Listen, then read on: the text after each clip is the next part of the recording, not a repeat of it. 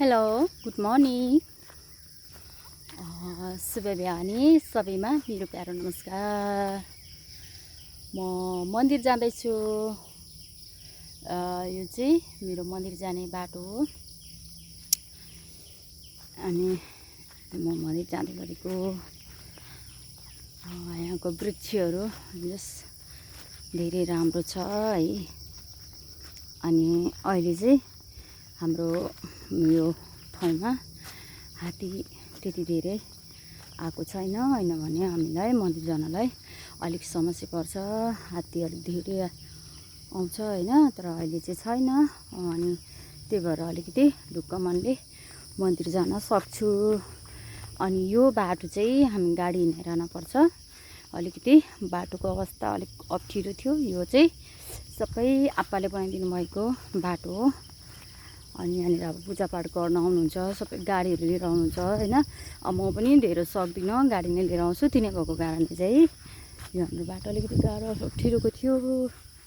त्यही भएर चाहिँ यो राम्रो बनाइदिनु भयो। हाम्रो बरको वृक्ष रोपेको पनि हाम्रो ठुलो भयो। पिपलको वृक्ष चाहिँ हाम्रो मरिसाए। अनि हाम्रो माताको जाने बाटो चाहिँ जस यो भित्र छ बनाएको, तर अहिले चाहिँ हामीले माताको बाटो भनेर, माताको मन्दिर जाने बाटो भनेर हामीले यहाँनिर कोड छुट्याइदिएको हो। तर पछाडि चाहिँ हामी यसैलाई नै राम्रो बनाएर यहीँबाट हिँड्ने गर्छौँ। मैले भनेको थिएँ हात्ती आएन, अनि यहाँ त पुरा अनि हात्ती आएर बच्चाको जस्तो छ त। अनि खोइ बेर पनि छैन। हेर्दा त आए जस्तो छ, मैले त आएको थिएन भने होइन कि आयो त, किनकि त्यो त बच्चाको छ। हेर्नुपर्छ ल, अलिक वन जङ्गलभित्र हो कि अलिक चाहिँ धेरै डर हुन्छ। अब एकदम धेरै भिड जङ्गल छ होइन। बर्खा मासको समय हो, थाम्दैन। बचाउनु त यतातिर पनि बारहरू सबै भचाइरहेछ।